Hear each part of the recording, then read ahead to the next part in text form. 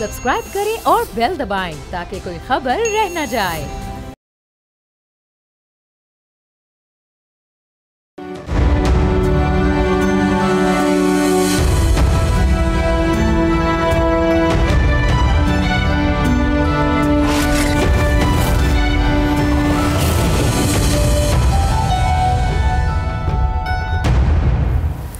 दो 2025 इख्तिताम को पहुंच चुका है और यह बहस अपनी जगह है कि हमने क्या खोया और क्या पाया।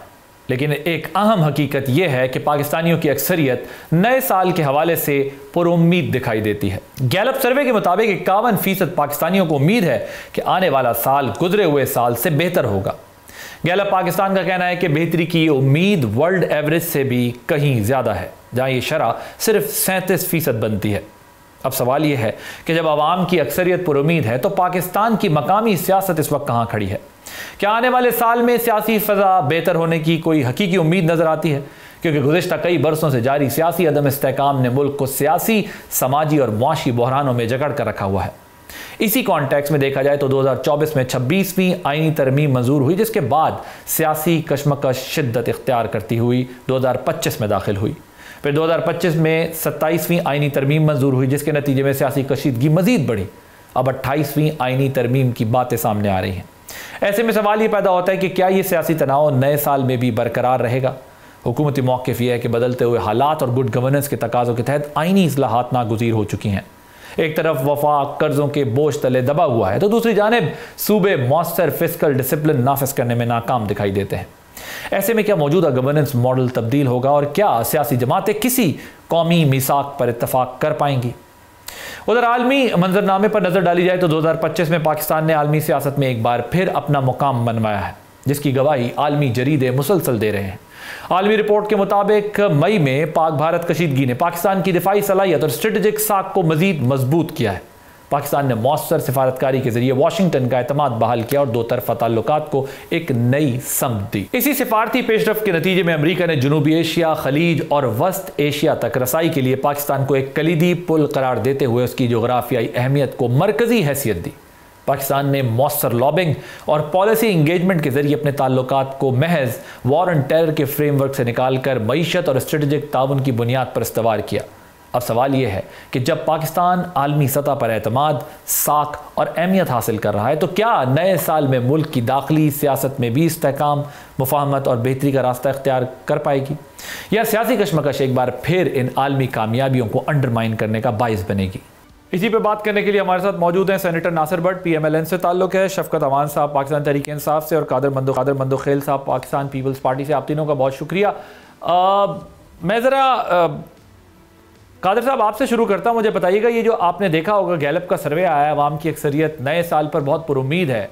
आपको क्या लगता है कि क्या हुकूमत के पास इस उम्मीद को मेंटेन रखने के लिए, इसको स्टेबिलिटी में कन्वर्ट करने के लिए कोई रोड मैप मौजूद है? देखिए, पहली बात तो ये कि उम्मीद पर दुनिया कायम है, नाउमीदी कुफ्र है, ये इस पे तो यकीन है हमें।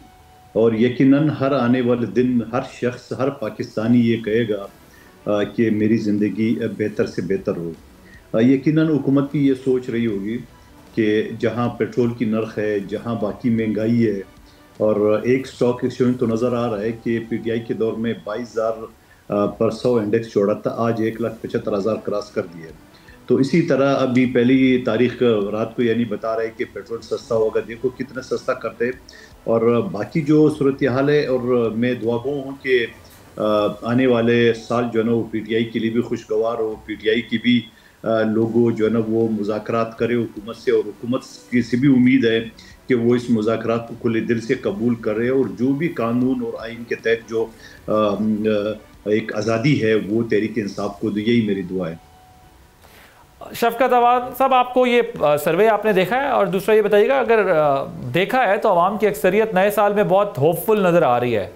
PTI अपनी सियासत, जो एहतजाजी सियासत है, उससे आगे बढ़कर कोई रिकन्सिलिएशन का रोल प्ले करने को तैयार होगी कि कोई बातचीत करें? अगर अवाम पर उम्मीद हो रही है कि अगला साल बेहतर गुजरेगा regardless of any political affiliation, तो आपकी पार्टी की भी कोई स्ट्रेटजी चेंज होगी, कोई रिकन्सिलिएशन की तरफ जाएंगे? बहुत शुक्रिया आदर साहब, आपने बुलाया। देखें, कुछ सर्वे इस पे भी करवा लें कि गवर्नमेंट की जो पॉलिसीज हैं वो आम आवाम के लिए क्या रिलीफ पैदा कर रही हैं। हम इस वक्त टोटल कर्जे लेकर अपना मुल्क चला रहे हैं। जितनी भी मल्टीनेशनल कंपनीज थी या वो छोड़ के जा चुकी हैं या अपना ऑपरेशन बंद कर चुकी हैं या अपना ऑपरेशन मिनिमाइज कर चुकी हैं। पाकिस्तान की जो एक्सपोर्ट है ना होने के बराबर रह गई है। ज़राअत का शोबा गवर्नमेंट ने मुकम्मल तौर पर तबाह कर दिया है, जिससे 60 से 70% लोग डायरेक्टली और इनडायरेक्टली इन्वॉल्व हैं, जिसमें उस पे किसान रो रहा है, चीख रहा है। आप कभी किसी गांव का रुख करें, आपको पता चले कि इस वक्त किसान की क्या हालत है।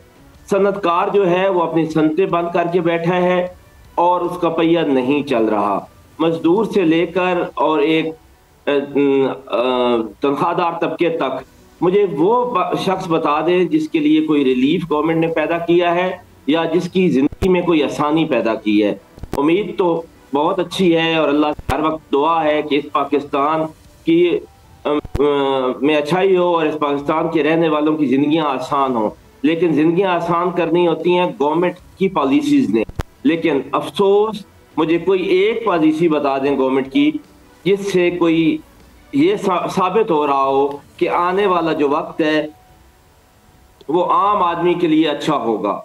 सिर्फ उम्मीद की जा सकती है, अल्लाह से दुआ की जा सकती है। और हम क्योंकि पाकिस्तानी हैं और पाकिस्तानियों को बिल्कुल खुशहाल देखना चाहते हैं, लेकिन सिवाय ख्वाब के, सिवाय सोच के कि अल्लाह बेहतर करेगा, मुझे एक भी ऐसी चीज नजर नहीं आ रही ऑन ग्राउंड जिस पे गवर्नमेंट ये कह सके कि देखें जी ये हमने इनकलाब बर्पा कर दिया। हर चीज में ये डाउन से डाउन जा रहे हैं, हर चीज का ये बेड़ा गर्क किए जा रहे हैं और अल्लाह ताला इनको पनाह दे। एक बहुत बड़ा सान्या हुआ है, पता नहीं मीडिया पे उस पर क्यों नहीं बात हो रही। जिस तरह PIA को औने पौने में बेचा गया, उसकी मिसाल आपके सामने है कि उस पर तो ज्यादा बात भी मीडिया पे नहीं हो रही आजकल।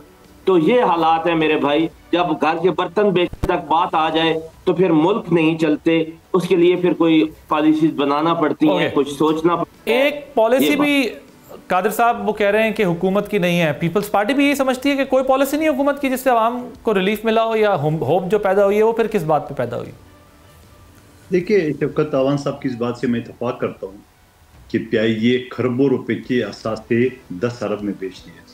यानी आप इनका जायज पना देख लें कि PIA बेचा है 135 अरब में, बेचा है जो नाम दिया है, और देंगे सिर्फ 10 अरब। और बाकी यानी ये है कि मैं आपसे गाड़ी करोड़ रुपए खरीद लेता हूँ, 10 लाख आपको दूंगा, 90 लाख मैं अपनी गाड़ी पे खर्च करूंगा, जिस पे मैं सवारी भी करूंगा, जिसको मैं किराया भी दूंगा, जो मर्जी कर लूँ।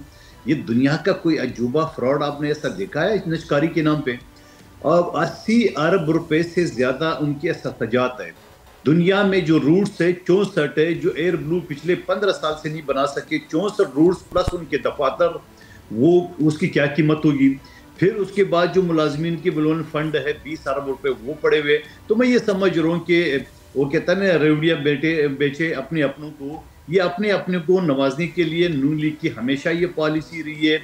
ये सिवा है कारखानेदार को, इंडस्ट्रियलिस्ट को, उसके अलावा न ये ज़मींदार के खैरख्वाह है, न मुलाजमीन के खैरख्वाह है, न आरी के खैरख्वाह है, पाकिस्तान के किसी भी मिडिल क्लास और लोअर मिडिल क्लास की खैरख्वाह नहीं है। सिर्फ ये जो चंद इंडस्ट्रियलिस्ट दोस्त है जैसा हरीफ हबीब हुआ, उनको नवाजने के लिए बाकी अदारे भी बेचे जा रहे हैं, तो हम उसको मजम्मत भी करते हैं। ये इनकी नाकाम पॉलिसी है।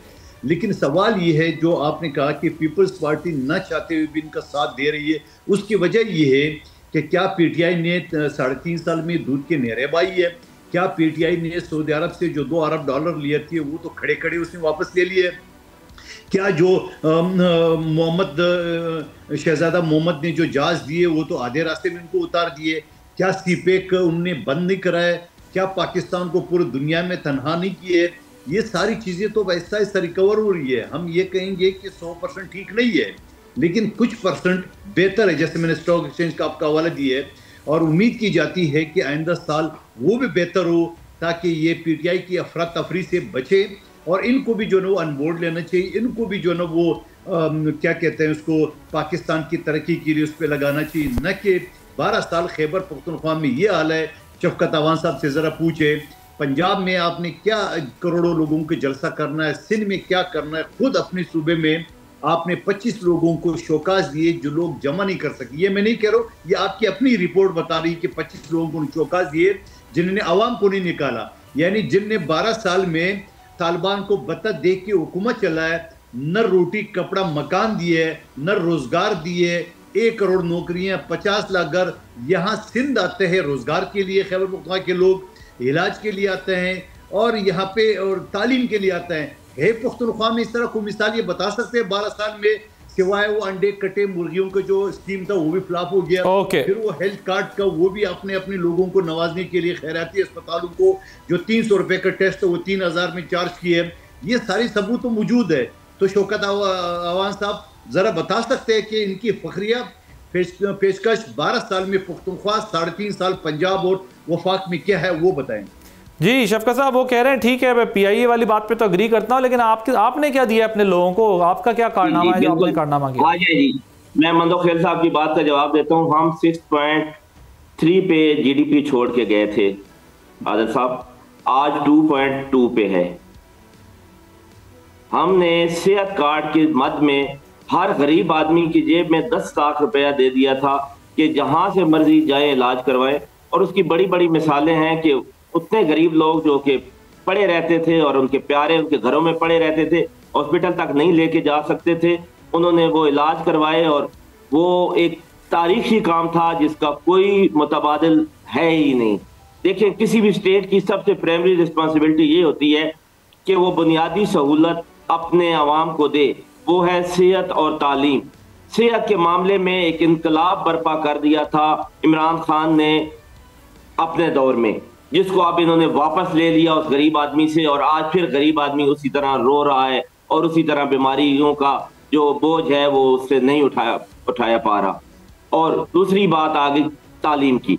तालीम में भी बहुत अच्छी प्रोग्रेस हो रही थी। कम से कम हमने ये नहीं किया कि स्कूल प्राइवेटाइज करके और जहाँ पे MPhil लोग पढ़ा रहे थे, आज वहाँ पे मैट्रिक टीचर पढ़ा रहे हैं और बच्चों के मुस्तकबिल से खेल रहे हैं। हमारे दौर में ऐसा कुछ नहीं था। ये जो बुनियादी 2 चीजें थी आज के दौर से बहुत ज्यादा बेहतर थी। इस पे कोई भी मुझसे आके बात कर ले। हमारे 3.5 अब ये बड़ी लंबी वैसे बहस है जिसकी तरफ आप इशारा कर रहे हैं। 6.3% ग्रोथ का अस्पताल बनाया, कौन सा कॉलेज बनाया? मेरी बात मुकम्मल होने दें। लेट मी कंप्लीट आदिल साहब। आप आ जाए 2 साल हमने कोरोना भुगता है अपने 3.5 साल में, और पूरी दुनिया ने अप्रिशिएट किया है पाकिस्तान को कि जिस तरह एक थर्ड वर्ल्ड कंट्री होते हुए पाकिस्तान ने कोरोना का सामना किया है, इस तरह कोई मिसाल नहीं मिलती। आप किस बात पे बात करेंगे इमरान खान दौर की? आप जरा आ जाए ज़राअत पे। उस वक्त जो किसान वो 3 साल खुशहाल रहा है, आप जाएं और एक सर्वे करें कि वो किसान पिछले 80 साल में पाकिस्तान में खुशहाल नहीं रहा जितना 3.5 साल में रहा है। मैं जरा मंदोखेल साहब आ जाएं, वो बता रहे हैं भाई बड़ी फहरिस्त लंबी उन्होंने आपको बताई है कि ये इकदाम हमने अवामी फलाह के लिए किए हैं। आप कैसे उनको कह रहे हैं कि उन्होंने कुछ नहीं किया? देखिए, ये कहते हैं हेल्थ कार्ड हमने दिए है। हेल्थ कार्ड अपने दोस्तों के और खैराती अस्पतालों के जरिए, मेरे हल्के में मुर्शद अस्पताल है जो 300 रुपए का टेस्ट 3000 में कराता है। ICU में पंखे और AC तक नहीं है। ये खुद मेरे पेज पे वीडियो मौजूद है, मैं सर्वे कर चुका हूँ, विजिट कर चुका हूँ। उसके बाद हेल्थ कार्ड के बजाय ये अस्पताल क्यों नहीं बनाए? एक अस्पताल बता सकते हैं जो उन्होंने खैबर पख्तूनख्वा में बनाया? ये 50% यूनिवर्सिटी के आज भी वाइस चांसलर नहीं है। स्वात जो कॉलेजेस यूनिवर्सिटी समेत तमाम बहुत सारे शोबाजात जो है ना वो बंद हो चुका है। और फिर कोरोना की बात करें तो ये ज़रा ना बोलिए कि वज़ीर आला सिंध मुराद अली शाह को WHO ने जो है ना वो अप्रिशिएट किया है। आपकी हुकूमत तो बाद में आती है, पहले तो सिंध हुकूमत ने वो इकदाम उठा लिया है। और दूसरी बात, आप जो बात कर रहे हो कि पंजाब में किसान खुशहाल था, आप बताओ ना कहाँ खुशहाल थे? आप बताओ, आपने आपके एरिया वक्त में आपने पूरी दुनिया से अपने ताल्लुकात मुनक़ता कराए। और जो आप अगर कोरोना की बात करें तो क्या पीपल्स पार्टी के दौर में दहशतगर्दी इस्लामाबाद तक दहशतगर्द नहीं आए थे? आपने तो दहशतगर्दों को पनाह दी है। हमने तो दहशतगर्दों से मुल्क का सफाया करा है और इसके बदले में हमने अपनी कायद को खोया। नहीं, सवाल ये करो 80,000 शहादतें पाकिस्तान लिए, यहाँ पे पीपल्स पार्टी के 600 से ज्यादा कारकुन जाले शहीद हुए। तो मैं ये समझ रहा हूँ आपने क्या किए। आप तो तालिबान के लिए दफातर खोल रहे थे, आप तो तालिबान के फंड यूनाइटेड नेशन अमेरिका से मांग रहे थे, आप तो तालिबान के लिए जो बन्नू का जेल है वो खोल के दहशतगर्दों को रिहा कराए। 40,000 दहशतगर्दों को आपने सूबे में बसाया। आज भी डी खान के रोड पे दिन दिहाड़े, आज भी पेशावर के रोड पे दिन दिहाड़े टीटीपी वाली बंदूकें लहरा रहे और आप मुंह देखते रहते हो। आपकी सूबे में तो ये हाल है कि आपके लोग सिंध आते हैं या इलाज के लिए, तालीम के लिए, रोजगार के लिए। बताया ना आपने सूबे में क्या किए। ये जीडीपी के चक्कर में आम आवाम नहीं समझते हैं। आपकी जो स्टॉक एक्सचेंज था 100 इंडेक्स 22,000 पे आपने छोड़ा, आज 1,75,000 क्रॉस कर दिए। ये भी जरा बताया आवाम को। जी शफकत साहब, और दूसरा ये भी ज़रा एक सवाल ले लें कि ये 26वीं और 27वीं तरमीम तो कर गए हैं, अगर अगले साल में ये 28वीं तरमीम भी करते हैं तो आप लोगों ने उसका कुछ मुतबादल सोचा है, कोई ऑल्टरनेट सोचा है कि क्या रिफॉर्म्स एजेंडा आपके पास कुछ है कि आप इन्हें बता सकें कि बस ठीक है बैठ जाते हैं, जो हो गया सो हो गया, आगे आप इस तरह जो है वो रिफॉर्म्स कर लें? डायलॉग का कोई सीन नज़र आता है आपको कोई? क्योंकि बज़ाहिर हमें ऐसा लगता है कि बैठने को भी तैयार नहीं है साथ। देखिए मेरी बात सुने, ये आइन की एक खालिद जमात अपने आप को कहती है और डेफिनेटली आइन उन्होंने दिया भी, भुट्टो साहब ने इसको एक मुतफ़िका आइन दिया था और मुझे बहुत अफसोस होता है कि यही शामिल हो गए इस आइन का हुलिया बिगाड़ने में। 26वीं तरमीम करवाई गई, उस वक्त हमारी ज़रूरत थी इन्हें, तो हमारे साथ जो अशर किया गया, फिर मैं बार बार बता चुका हूँ और हमारे लोग बता चुके हैं कि हमने किस तरह अपनी जानें महफूज रखी, अपने घर वालों की जानें महफूज रखी और हम कहीं छुप के बैठे रहे कि हमें कोई उठा के ना ले जाए, और हमारे कुछ लोग उठाए भी गए। और मौलाना फजल रहमान साहब की ज़रूरत थी तो उसे साथ में ला लिया। जब 27वीं आई तो मौलाना साहब की ज़रूरत ही ना रही तो उनको पूछा तक नहीं। क्या तरमीम ऐसे होती हैं किसी मुल्क में? तरमीम के लिए तो एक माहौल बनाया जाता है, तरमीम के लिए तो हर शोबा ज़िंदगी के लोगों को एतमाद में लिया जाता है और फिर सियासतदानों को तो ज़रूर लिया जाता है। जिस जिसकी जहाँ पे ज़रूरत ख़त्म होती गई उसको छोड़ते गए। अब 28वीं आ रही है तो मेरे भाई जो मंदोखेल साहब हैं, ये इनके लिए मैं एक बात इतला नाज कर दूं कि ये भी 28वीं के खिलाफ है, उसमें एनएफसी भी आएगा, उसमें और भी बहुत सारे मामलात आएंगे जो 18वीं तरमीम में इन्होंने सेटल डाउन की थी चीजें, तो शायद इनकी जरूरत भी ना रहे और इनको भी बाईपास कर दिया जाए। तो इस वक्त मुल्क में ये सूरत हाल है कि जिसकी जितनी जरूरत है उसको इस्तेमाल करके और आगे चला जाता है। यहाँ पे ना कोई कंसेंसस है, ना कोई अवामी राय है और तरमीम पे तरमीम की जा रही है। ये देखिए, ये आइन नहीं रहा 1973 वाला, ये आइन जो है ये बिल्कुल मिलावटशुदा हो चुका है जी। और 28वीं में भी वो जरूर पास करवाएंगे, उनके पास एक जाली मैंडेट है और पीपल्स पार्टी बेशक बड़ी लंबी लंबी तकरीरें करती रहे, लेकिन इन द एंड क्या होना होता है, इन द एंड उनके खिलाफ तकरीरें करके वोट इन्होंने उनको देना होता है, इनकी भी मजबूरी है। जी ठीक है, बिल्कुल ठीक है। एक ब्रेक लेंगे, ब्रेक के बाद जब वापस आएंगे तो नासिर भट्ट साहब से भी कुछ सवालात पूछेंगे कि गवर्नमेंट इस सारे मसले को जो है वो किस तरह हल करना चाहती है। एक ब्रेक के बाद फिर बात होगी।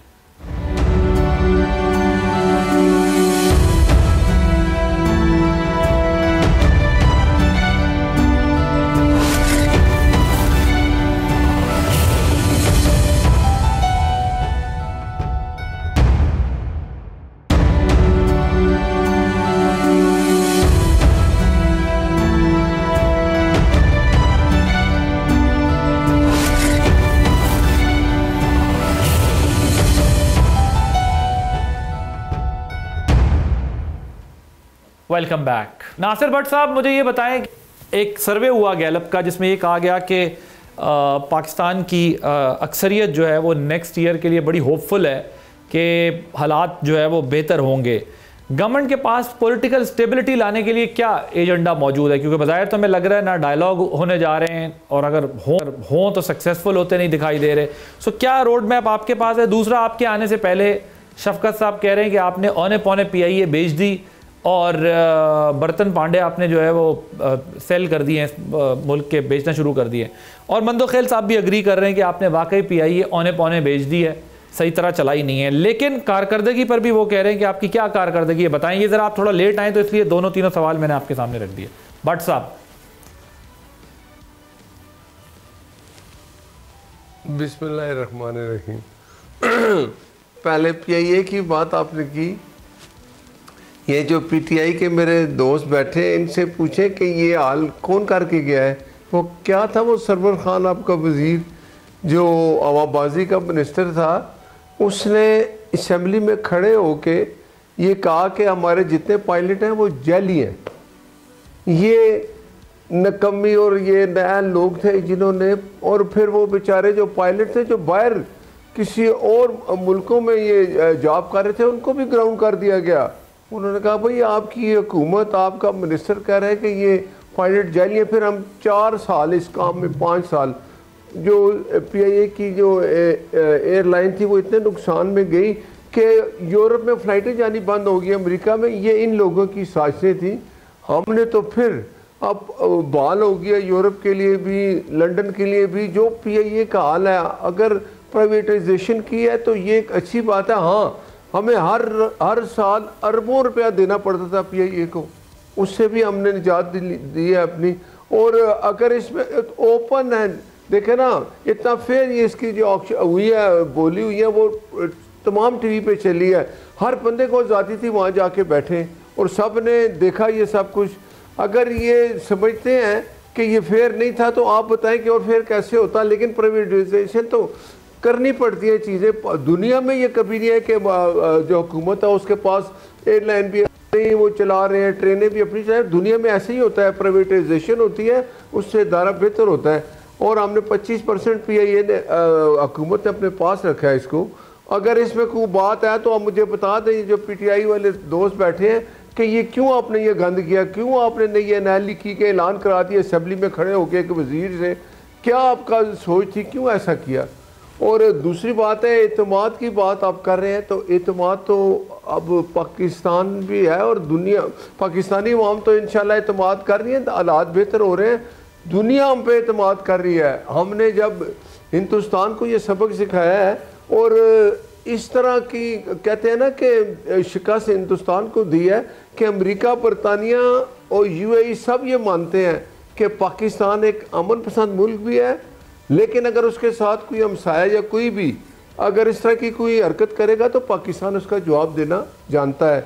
और ये बात आपने की थी कि पॉलिटिकल स्टेबिलिटी, वो आप मुझे बताएं, ये लोग तो कभी चाहते ही नहीं कि पाकिस्तान में बेहतरी हो। ये मैं पहली एक जमात देख रहा हूँ, मैं इसको सियासी जमात नहीं कहता हूँ, ये टोला है कि जिन्होंने हमेशा जब कोई पाकिस्तान की बेहतरी हुई तो इन्होंने कभी जलसा जुलूस कर दिया, कभी धरना देने के लिए आ गए, कभी रेड जोन में घुसने के लिए आ गए। इनका यही काम था, इसके अलावा इन्होंने कुछ नहीं किया। और ये इसकी वजह से अब पाकिस्तानी अवाम ये समझ गई है कि ये लोग स्वाय तबाही के कुछ नहीं करते। 3 साल में ये जो रहे, इन्होंने क्या किया, हर पाकिस्तान आइसोलेट हो गया। जब ये 3 साल रहे, कोई मुल्क आपसे बात नहीं करता था। और ये उस वक्त कहते थे आए हमें अमेरिका का प्रेसिडेंट खाली फोन ही कर दे, मिस कॉल ही दे दे। तो बात ये है कि अभी भी आप देखें, जब भी कोई बेहतरी आती है, रुकावट कौन बनती है, ये जमात। Right, point taken sir. हमारे यहाँ दहशत गर्दी होती है, उसके लिए कोई एक पॉलिसी बनाई जाती है, मुखालफत कौन करती है, ये सियासी जमात। कोई किसी जगह कोई अच्छा काम हो रहा है, वहाँ मुदाखलत किसने करनी है, इसने आके इस तो कहीं 2026 में आप इन्हें बैन करने तो नहीं जा रहे? जितने इल्जामात आपने भी लगाए हैं। सियासी जमात बताएं जो अपने मुल्क में अपनी फोर्सेस पे हमले करते हैं। लेकिन क्या ये यूट्यूबर बाहर नासिर भट्ट साहब, वो अपनी फोर्सेस के जो हमारे आसिम मुनीर साहब है, ठीक है, उनके खिलाफ क्या क्या ये बातें, और वो बंदे कौन होते हैं, रिलेटेड टू PTI। ओके, तो ये इनकी हालत है। मुझे ये एक बात कहने में कोई हार नहीं कि ये एक दुश्मन जमात है। पाकिस्तान की बेहतरी की कोई बात होती है, ये उसमें रखना डालते हैं। कादिर मंदोखेल साहब, शफकत साहब ने आपको भी ये कहा है कि आपको 26वीं और 27वीं में इस्तेमाल कर लिया, आप 28वीं में इस्तेमाल होने को तैयार नहीं है, और आप लोगों ने जो है वो मौलाना साहब को भी इस्तेमाल करके फेंक दिया और अब आपके अपने लिए मसला बना हुआ है। शफकत साहब अगर TV नहीं देखते या इनकी मेमोरी कमजोर है तो इसमें मेरा और आपका कसूर तो नहीं है। आप अपनी इस प्रोग्राम के दौरान गौर खान को, रूफ हसन का जो मौलाना के घर तवाफ करे थे, आप वो बयान चला ली कि ये तो मसौदा ही हमारे हैं।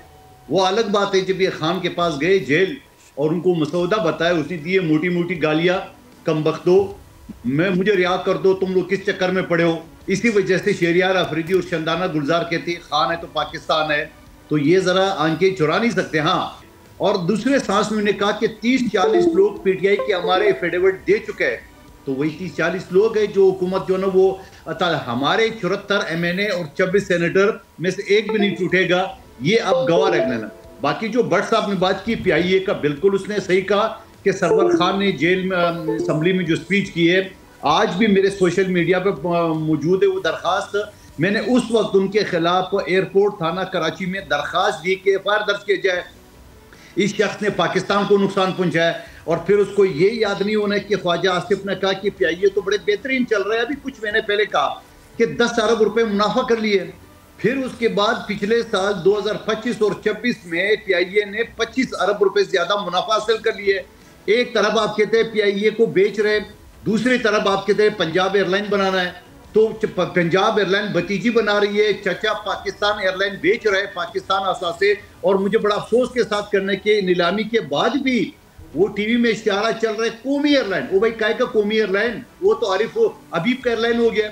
और फिर आप बताएं कि ये कहते हैं शफाफ वो की थी ऑक्शन हुआ तनजकारी। आपने दुनिया में कोई इस तरह फ्रॉड देखा है? यानी आदिल अब्बासी, आप अगर एग्जाम में बैठे हो और आपको टेलीफोन पकड़ाया जाए तो आपके घर में दोस्त यार जो बैठे हुए वो तो आपको कोई भी सवाल का जवाब बता रहे। उनकी टीम लकी सीमेंट की वहां मौजूद थी, वो क्या अम्मा अब्बा से मशवरा कर रहे थे या किसी का हिदायत ले रहे थे कि 134 अरब रुपए ज्यादा ऑफर नहीं करना है? ये है दुनिया का सबसे बड़ा फ्रॉड निचकारी। अगर बिडिंग फ्रॉड थी तो फिर आप मुझे बताएं, ये ओपन थी, आप उसमें आके मुदाखलत कर रहे थे, अभी आप आजे क्या फ्रॉड है आप बताएं। और दूसरी बात ये है कि आप कह रहे हैं जी कि पंजाब में वो पंजाब एयरलाइन बना लें, तो आप भी बना लें सिंध एयरलाइन। अगर आप में इतनी कैपेसिटी नहीं है तो हम अगर कुछ अच्छा काम करते हैं तो उसकी तारीफ करें। हाँ, आप मुझे बताएं कि उसमें अगर हम कह रहे हैं कि हम पंजाब एयरलाइन बनाएंगे, तो गवर्नमेंट पंजाब ये काम कर रही है तो आप अपनी सिंध एयरलाइन एक बना लें। ओके चलें जी, मैं जरा शफकत साहब की तरफ मुझे जाना है, मैं फिर आता हूँ आखिरी में ये सवाल पूछूंगा कि यहाँ पर क्या होना है। जी शफकत साहब जवाब दें इसका, फिर मैंने एक आखिरी सवाल आप तीनों से पूछना है, उसका जवाब मुझे चाहिए। अगले साल क्या करने जा रहे हैं, पहले आप इसका जवाब दे लें जो आप बात करना चाह रहे हैं। नासिर भट्ट साहब ने ना पाकिस्तान तहरीक इंसाफ को मुल्क दुश्मन करार दिया है और मुझे कोई हैरानगी नहीं हुई। उसकी वजह ये आदिल अब्बासी साहब के ये सियासी यतीम लोग जो है ना, इनको अवाम ने इतना रिजेक्ट किया है, इतना रिजेक्ट किया है, इतना रिजेक्ट किया है कि इनका लीडर लाहौर से 50,000 वोटों से एक उस औरत से हार गया है जो कैंसर सर्वाइवर है और जेल में है। इनका एक बंदा नहीं जीता और लोगों ने इनको 50-50 हजार से हराया है। अब ये अवाम से इनकी नफरत है जो ये अवाम के मैंडेट को इस तरह की गालियां दे रहे हैं। और मुझे बिल्कुल हैरानी नहीं होती, इनका पाकिस्तान से तल्लक वास्ता क्या है, पाकिस्तान के लिए किया क्या है। आज ये पाकिस्तान तहरीक इंसाफ पे आवाज उठाएंगे और पाकिस्तान तहरीक इंसाफ को मुल्क दुश्मन करार देंगे, जो कि एक ऐसी जमात है जिसने पाकिस्तान की बेहतरी के लिए आज कुछ नहीं किया। कुछ भी किया है तो चोरी की है, डाके मारे हैं और अपनी जायदादें फिर उन्हें मुल्क बनाई है। और उसकी एक बड़ी अच्छा, आप शफकत साहब जरा मुझे ये बताएं कि आप शिकायत तो करते हैं कि आपके साथ सर वक्त थोड़ा कम है ना, मुझे अगला सवाल भी करना है ना, आप दोनों से तो काफी देर बात की है मैंने, मुझे अब जरा ये भी बता दें आपका, मुझे आप बताएं और इस वक्त चोरी में कौन बंद है अंदर? और शफकत साहब आप चोरी में अंदर बंद है, आपका लीडर चोरी में बंद है, उसने 3 साल में इस मुल्क का जो हाल किया है वो आपके सामने है। सुन लो भाई, आप जरा मेरी बात सुनो। वो घड़ियां जाके उसने दुबई में बेची, ये तो मन्ने गली का चोर करता है वो जो कर रहा था। वो दुबई वाले ने कहा ये घड़ी मेरे पास आई है, कहां से आई है? उसने कहा जी ये वो घड़ियां जो सऊदिया ने दी थी पाकिस्तान के प्राइम मिनिस्टर को, उसने कहा ये क्या आप बेचने आ गए हो? उसने कंफर्म किया, उसने कहा ये वही है।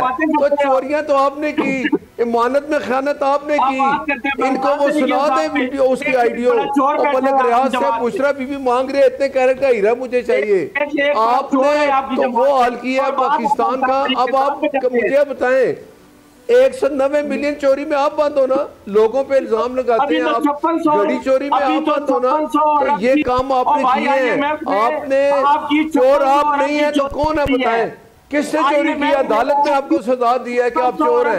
ओके, अभी आपकी ये हालत है। चले मुझे के जो अभी इलेक्शन हुए उसमें आपके खिलाफ केपीके ने रेफरेंडम दे दिया लोगों ने। मुझे जरा आप दोनों से मेरी रिक्वेस्ट है कि जरा और मुझे आप बताएं सिंध का वजीर, केपीके का वजीर आला अपने घर नहीं बैठता, अडयाला जेल के बाहर आ जाता है, सिर्फ क्या बयानियां बनाने। आपकी हालत अब आपके सामने है। ओके ठीक है, स्टे दिस पॉइंट में आप दोनों से रिक्वेस्ट कर रहा हूं कि आप जरा ठहरे, मैं जरा मंदोखेल साहब की तरफ। कोई आपके पीछे नहीं आया, ओके, और आप होगा भी नहीं। और आप ये जो मुज़ाकरात के नाम पे ड्रामा कर रहे हैं ना, हुकूमत तो तैयार है। राइट, ठीक है सर, आप दोनों का नुक्ता आगे जरा मुझे जरा प्रोग्राम को आगे बढ़ाना है। मैं जरा कादिर मंदोखेल साहब की तरफ जाना है मुझे। कादिर साहब ये बताएं कि वो क्या लगता है पीपल्स पार्टी कोई मुफाहिमाना रोल प्ले कर सकती है जो इस वक्त पीटीआई और पीएमएलएन के बीच में लड़ाई झगड़ा है, अगले साल इसमें कोई रोल पीपल्स पार्टी प्ले कर सकती है, या आपको लगता है नहीं ये बात और एक्सट्रीम की तरफ जा रही है और सियासी तौर पर इसका कोई चार्टर ऑफ पॉलिटिक्स और चार्टर ऑफ इकोनॉमी होता दिखाई नहीं दे रहा?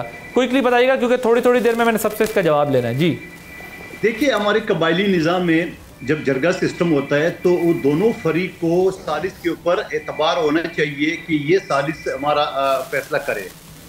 न तो हम तो शुरू दिन से 8 फरवरी से बात कर रहे हैं। आसिफ अली जरदारी साहब ने ज्वाइंट सेशन से खिताब करते हुए पहले तो हुकूमत एक कमेटी बना ले, क्या उसमें पीपल्स पार्टी को हिस्सा बना भी रही है या खुद ही बात कर रही है? दूसरी बात ये कि क्या पीटीआई जो है ना वो पीपल्स पार्टी के सालिसी के लिए तैयार है? हम तो हर वक्त कहते हैं कि सियासी लोग कभी भी जो है ना मुज़ाकरा से भागते नहीं है। आज पीटीआई ने 2.5 साल बाद भी वो बंद गली में खड़ा हुआ, इसी रवैये की वजह से इनके पास अपनी पार्टी का गौहर खान का बयान जो मायूसी और बेबसी का एक नमूना पेश कर रहे हैं, यानी आपने पराय पार्टी से उधार पे अपोजिशन लीडर लिए मगर अपने लोगों को नहीं बनाया, इवन के पार्टी के चेयरमैन जो एमएनए है उसको नहीं बनाया, शफकत अवान को नहीं बनाया। तो मैं ये समझ रहा हूँ कि पीटीआई बंद गली में खड़ी हो चुकी है। अभी भी वक्त है, 2.5 साल गुजर गए, मजीद 2.5 साल गुजर जाएंगे, ये पलट के देखेंगे तो 5 साल गुजर चुके होंगे। तो इनके पास कुछ नहीं बचेगा आप कह रहे हैं। जी नासिर भट्ट साहब, कोई तरीका आपको लगता है कि कोई डायलॉग होगा? आपको लगता है नहीं पीटीआई के इस रवैये की वजह से मजीद दूरियां और तलखियां बढ़ेंगी 2026 में? देखें, बात यह है कि हुकूमत तो चाहती है और उसके लिए कमेटी बनी। पीछे भी आप देखें जब तलखियाँ हुई थी तो बिलावल भुट्टो साहब ने पीपल्स पार्टी ने बड़ा अच्छा किरदार अदा किया। 26वीं तरमीम में मौलाना साहब ने, हमने सबको साथ लेकर चलना है क्योंकि हम हुकूमत का तो हिस्सा है, हम पीपल्स पार्टी हम। लेकिन ये लोग, ये इनकी नीयत नहीं ठीक होती, ये उस सब की कमेटी बना के भाग गए। अब भी यही हालत है। वो जो सलमान रकम राजा कहता है कि जी हमने बात नहीं करनी हो। भाई आपको तो जो चेयरमैन जो नुसरबाजी ये कर रहा है, मैं फिर ये लफ्ज़ इसलिए इस्तेमाल करता हूँ कि इसने आगे रखा है उसको महमूद खान चकजई को, इसको अपनी जमात पे एतमाद नहीं है और ये करेगा क्या? एंड पे कहेगा जो महमूद खान चकजई को तो मैंने ये राइट ही नहीं दिया। हम इनसे बात करेंगे, अगर ये बात करना चाहेंगे नहीं तो फिर अगर ये कहते हैं कि हमारे पास वो ताकत नहीं है, ये जो प्राइम मिनिस्टर साहब बैठे हैं, तो भाई आप क्यों कहते हो कि हम आपसे बात करेंगे? आपका वही हाल है, 100 प्याज और 100 जूते आपने खाने हैं और आपने अगर यही रवैया रखना है तो फिर 2.5 साल और गुजर जाएंगे। वक्त आएगा हम अपनी कारकर्दगी पे इंशाल्लाह सारी जो हुकूमत में जमाते हैं, कोई सिंध में अपने अच्छे काम करेगा, कोई पंजाब में करेगा, कोई बलूचिस्तान में। इन्होंने जो किया हुआ है इसका जवाब इनको वैसे तो KPK को अवाम ने दे दिया है ज़िमनी इलेक्शन में, उस वक्त भी इनको जवाब मिल जाएगा। कारकर्दगी पे वोट इंशाल्लाह लेंगे। अगर ये रवैया यही रखेंगे तो इनके साथ यही हो रहा है जो हो रहा है। PMLN का कहना यह है कि अगर यही रवैया रखा तो यही रिएक्शन होगा। PTI का कहना यह है कि हम इसी तरह की पॉलिटिक्स इनके खिलाफ करेंगे, कोई चेंज नहीं लाएंगे। और पीपल्स पार्टी ये कह रही है कि मुफाहमत की बात नहीं कर रही क्योंकि दोनों जमातें, तो 2.5 साल भी अगले इसी तरह गुजर जाएंगे लेकिन सियासी इस्तेहकाम जो है वो उस तरीके से नज़र नहीं आएगा। सो देखना यह है कि पाकिस्तान को आगे बढ़ना है, पाकिस्तान को आगे जाना है, पॉलिटिशियंस ने सोल्यूशन निकालना है पाकिस्तान के लिए। अगर पॉलिटिकल एलीट और पॉलिटिकल क्लास इस प्रॉब्लम का सोल्यूशन नहीं निकाल सकी तो मुल्क तो आगे बढ़ रहा होगा लेकिन सियासत जो है वो कमज़ोर हो रही होगी। आदिल अब्बास को इजाज़त दीजिए, अल्लाह हाफ़िज़।